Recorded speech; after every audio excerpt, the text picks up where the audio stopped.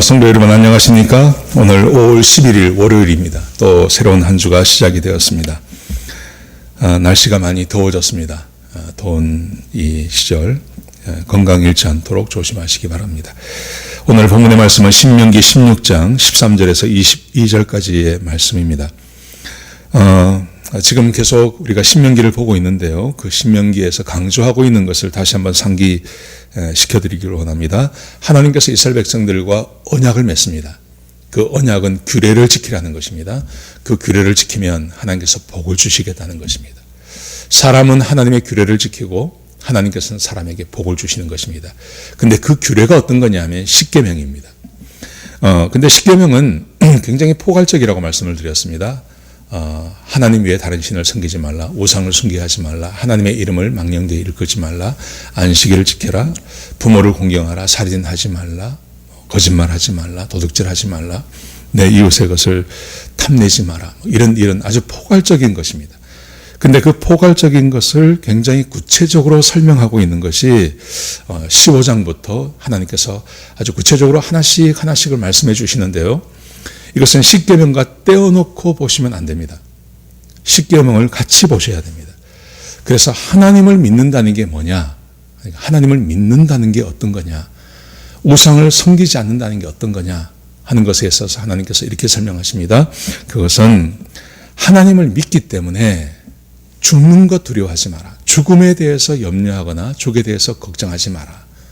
그리고 먹는 것 아무거나 먹지 마라. 그리고 돈, 가난한 형제에게 빌려줬다가 그 형제가 갚지 못하는 것에 대해서는 그냥 7년 차가 되면 그것을 면제해주라. 그리고 내 자산에 대해서도 그 형제 중에 종되었던 사람 7년 차가 되면 그냥 풀어줘라. 하나님을 믿기 때문에 그런 일을 할 수 있다는 것이죠.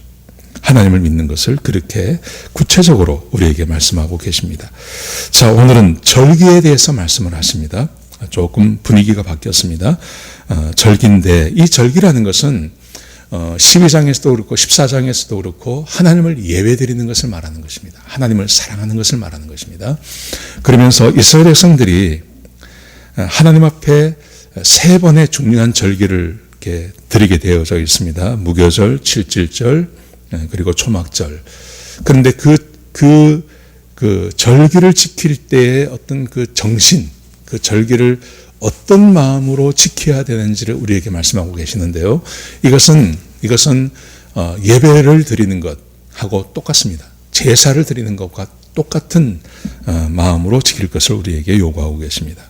자, 먼저 13절을 한번 보세요. 13절에 보시면 너희 타작마당과 포도주 틀에 소출을 거두어 드린 후에 이래 동안 초막절을 지킬 것이요. 먼저 초막절에 대해서 말씀하십니다. 초막절이라는 것은 출애굽해서 이스라엘 백성들이 홍해를 건넌 다음에 광야 생활을 하죠. 그 광야 생활을 할 때 이스라엘 백성들은 초막을 치고 텐트 같은 것을 치고 거기서 살았습니다. 그런데 비록 텐트를 치고 살았지만 하나님께서 40년을 인도하지 않았습니까? 그들에게 만나를 주시고 물을 주시고 메추라기를 주시고 낮에는 구름 기둥으로 밤에는 불 기둥으로 하나님께서 일일이 인도해 주셨습니다. 그러니까 이 초막절이라는 것은 어떤 것이냐 하면 하나님께서 우리를 40년 동안 광야를 지나도록 해주셨는데 하나님께서 우리를 지켜주셨습니다. 이것을 기억해서 이 일을 하라고 하는 하나님의 명령인 것입니다. 자, 그런데 보십시오. 이 초막절을 어떻게 지내느냐 하면, 자, 14절을 보십시오. 이렇게 말씀하십니다. 절기를 지킬 때 너와 내 자녀와 노비와 내 성중에 거주하는 레위인과 객과 과부가 함께 즐거워하되, 즐거워하라고 이야기합니다. 왜 즐거워하라 하냐면, 자, 왜 즐거워해야 되냐면 하나님께서 이렇게 말씀하세요. 15절에 보시면 내 하나님 여호와께서 택하신 곳에서 너는 이래 동안 내 하나님 앞에서 절기를 지키고 내 하나님 여호와께서 내 모든 소출과 내 손으로 행한 모든 일에 복을 주실 것이니 너는 온전히 즐거워할지니라. 이 절기를 지키는 것에 있어서 특별히 이 초막절을 지킬 때도 하나님이 너에게 복을 주시니 그 복을 받은 너희는 함께 즐거워하라. 이렇게 말씀하세요. 하나님께서는 이스라엘 백성들을 언제나 복을 주기를 원하십니다. 하나님은 언제나 이스라엘 백성들에게 복과 은혜를 주기를 원하십니다. 이스라엘 백성들이 하나님의 말씀에 순종하면 하나님께서 복을 주십니다. 그래서 그 복을 받은 이 백성들이 7.7절, 이 초막절에 함께 모여서 함께 하나님이 자기에게 어떤 은혜를 주셨는지를 생각하며 주님이 주신 그 은혜를 함께 나누면서 거기서 즐거워하고 기뻐하는 것입니다. 여러분, 우리 그리스도인의 삶이 어떤 면에서는 좀 불행한 삶이 있습니다. 불행하기보다 힘든 삶이 있습니다. 하나님의 말씀에 순종하다 보니까 힘들고 어려운 게 있습니다. 그런데 결과적으로 보면 로마서에서 말한 것처럼 하나님의 부르심을 받은 사람, 그 뜻대로 부르심을 받은 자에게는 모든 것이 합력하여 선을 이룬다고 말씀하지 않았습니까? 그런 것처럼 하나님의 말씀에 순종하는 사람들에게는 하나님께서 언제나 복에 복을 더하시는 것입니다.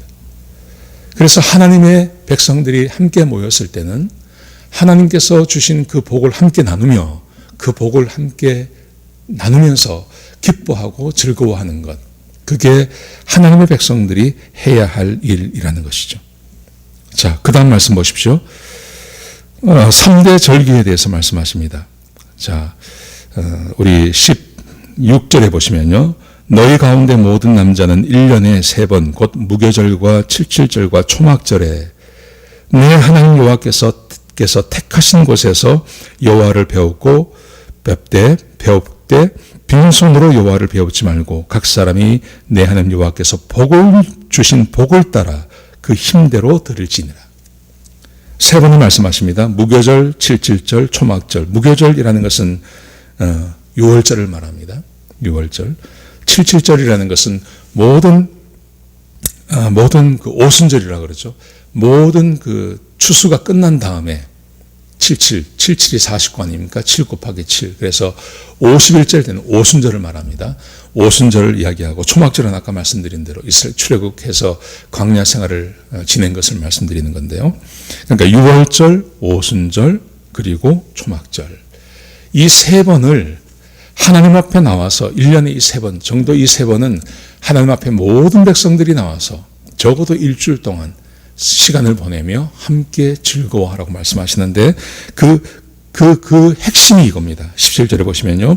각 사람이 내 하나님 여호와께서 주신 복을 따라 그 힘대로 할지니라. 무교절에 모일 때도 그렇고요. 오순절에 모일 때도 그렇고요. 초막절에 모일 때도 그렇고요. 하나님이 나에게 주신 복, 내가 하나님의 말씀에 순종하고 하나님께서 그 복을 나에게 주십니다. 그 주신 복 가운데 내가 일정한 것을 가져다가 함께 나누면서 감사하고 그것을 함께 먹으면서 하나님께 복 주신 것에 대해서 감사하고 즐거워하는 것, 그것이 하나님께서 3대 절기를 주신 목적이라는 거죠. 여러분, 그러므로 우리 그리스도인들은 제가 계속 말씀드리는 것이지만 우리는 하나님께 복을 받는 그런 존재들입니다. 우리가 하나님의 말씀에 순종하는 것입니다. 우리의 형편이 어떠하든지, 우리의 처지가 어떠하든지 내가 있는 자리에서 하루가 되었던 일주일이 되었던 한 달이 되었던 1년이 되었던 하나님의 말씀에 순종하며 사는 것입니다. 그러면 순종하며 살면 하나님께서 복을 주시는 것입니다.